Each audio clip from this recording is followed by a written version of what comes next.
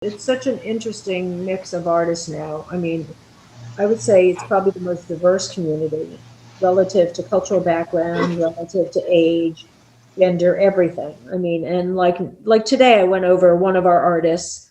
I mean, she just told me she just got a public art commission through Dade County for, I mean, one of the cruise lines, but she's also was won that competition that the Bass was doing to for monuments. And so I went over to see what she was up to because she's doing a monument that is dedicated to the voices of mothers, the impact that mothers have on you, and the what is, the memory of the voice they leave behind and that you retain. So I mean, and then her partner, um, her studio mate and partner. I mean, she just got a cultural consortium, was in the cultural consortium grant. She was acquired, oh, and then Naja too, from the Bass, was acquired by the Miami International Airport for their collection. Giovanna um, just is the next Locust Project artist.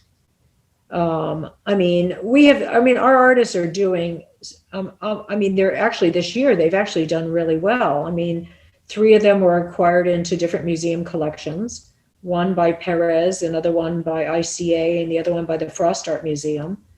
And I mean, one of our artists who's doing exceptionally well graduated 2 years ago from FIU, Rhea Leonard. I mean, she's in the Frost Art Museum. I mean, she's exquisite. I mean, she's really going to have a very interesting future. And she's already doing really well. She's gotten already residencies and stuff. But hopefully, it'll be fun to pick your brain, and especially since you have so much experience, and Lee too, because we want to retain some of the housing for our own use. So, I mean, our idea is to really provide stability to Miami artists. So I mean, it's not like you just settle in. I mean, Bakehouse every year now, I mean, we evaluate the artists. Okay, we now have a waiting list of people who are dying for space, either free or even to pay space, and they want to be there. And plus, we have fabrication spaces. So outside the universities, I mean, we have the only print shop, the metal shop, a wood shop. I mean, it's not like great condition, but for artists, just having a place to go to make something. So we also have like a membership where people can, it's like a WeWork. You can come and hang out, have access to things, you can be in shows. So I think there's a great potential there. And it also becomes a feeder system for when we have vacancies, like who's the emerging talent and who's been working and what's their practice like and how serious are they.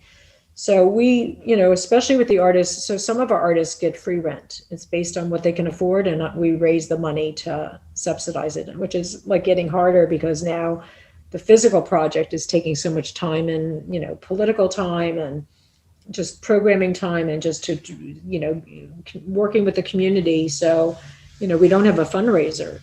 I mean, a fundraising staff. But we want to, so we do give free spaces, but I evaluate people every year. What did you do with your space this year? I mean, if somebody has 5 jobs, I mean, obviously I recognize they can't be there all the time, but with what time you have, where did you move? How did you use it?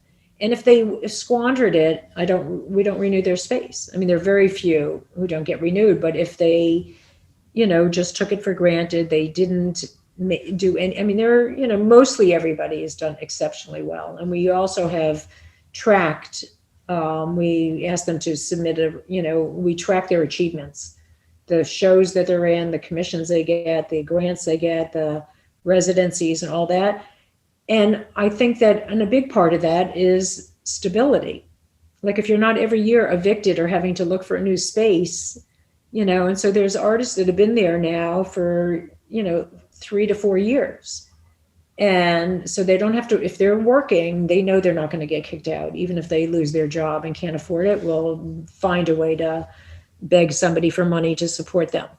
So, and it's easier to get people to support artists than it is to raise money to pay the electric bills. So it's really focusing just on stability, but we'll then retain spaces so that we can have visiting things. So if the community is fairly stable, both people who live in it, You know, I mean, people will have to get in based on you're an artist and you meet the income eligibility for affordability based on the city's attainable housing. Then, you know, you need to keep that community growing. It needs to have rich inputs. So it's sort of like I envision, which is like, you know, the Wolfsonians fellowship program, you know, that you're visiting scholars, you're visiting artists, you're visiting thinkers, you know, and if we provide a space for people to come and plop in, whether it's somebody who's giving a lecture at MBUS or somebody who's, you know, a visiting faculty member, you know, maybe we retain a certain amount of the housing units for use, provided people engage with the artist community there and the broader community. So I think it can become this like mostly American Academy of the Arts type of thing where people are embedded in it, but they have to engage with the community. And then there's a stable community that live and work there as long as they're, you know, committed to their practice.